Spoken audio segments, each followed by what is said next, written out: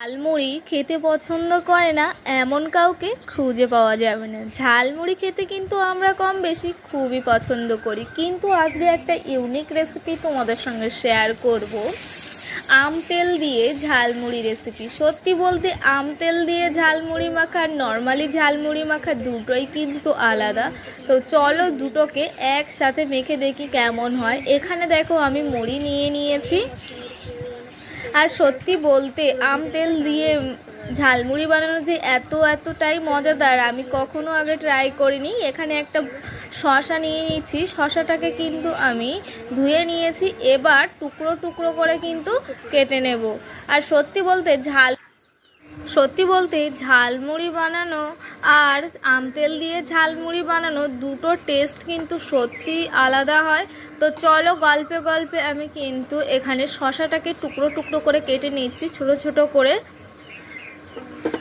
শসাটাকে কিন্তু আমার প্রায় কেটে নেওয়া হয়ে গেছে। আর এইভাবে করে যদি তোমরাও আম তেল মাখা করো তাহলে কিন্তু দারুণ হয়। আর আম তেল দিয়ে ঝালমুড়ি খাওয়ার মজাটাই কিন্তু আলাদা। আম তেল সারা বছরের জন্য।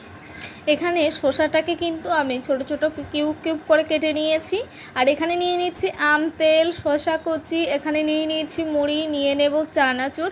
চলো কিভাবে মাখাটা করলাম তোমাদের সঙ্গে শেয়ার করি। প্রথমে দিয়ে দিচ্ছি চানাচুর। এটা ছিল মিষ্টি চানাচুর, আপনারা চাইলে এখানে ঝাল চানাচুরও দিতে পারেন। আমার সত্যি বলতে মিষ্টি চানাচুর খেতে খুব ভালো লাগে। আর এখানে দিয়ে দেব শসা কুচি। আর এবার দেখো আম তেলটা দিয়েই বানাবো, সেহেতু কিন্তু এখানে আম আর তেল দুটোই কিন্তু এখানে দিয়ে দিচ্ছি। আর এটা আম তেল দিয়ে বানাতে গেলে খুব অল্প পরিমাণ দিলেই কিন্তু যথেষ্ট। চলো এগুলোকে দিয়ে আমি এবার ভালোভাবে নাড়াচাড়া করে মেখে নিই। আর ছোটোবেলায় বা স্কুলে যখন পড়তাম তখন কিন্তু এই ঝালমুড়ি খাওয়ার জন্য প্রত্যেক দিনই বায়না করতাম, মা টিফিনে 10 টাকা দাও, 5 টাকা দাও।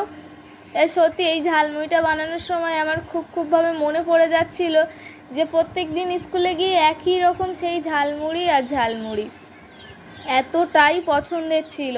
তোমরা এই ঝালমুড়িটা কে পছন্দ করো অবশ্যই জানিও। ঠিক যেভাবে স্কুলের কাছে কাকুটার থেকে ঝালমুড়ি কিনতাম সেইভাবে আজকে আমি তোমাদের সঙ্গে বানিয়ে শেয়ার করে দেখাবো। এখানে আমি কিন্তু ঝালমুড়ি একটা পাত্রের মধ্যে ঢেলে নিচ্ছি।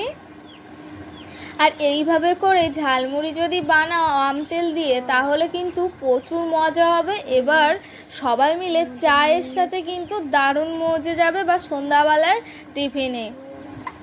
এখানে দেখো আমি পাত্রের মধ্যে ভরে নিয়েছি। তো চলো আমার কিন্তু পুরোপুরি কিন্তু আম তেল দিয়ে মশলা মাখা কিন্তু কমপ্লিট, ঝালমুড়ি মাখা কিন্তু কমপ্লিট। যদি তোমাদের ভিডিওটা ভালো লেগে থাকে তাহলে একটা লাইক, কমেন্ট, ইউটিউব চ্যানেলটা একটা সাবস্ক্রাইব করে রাখবেন বন্ধুরা।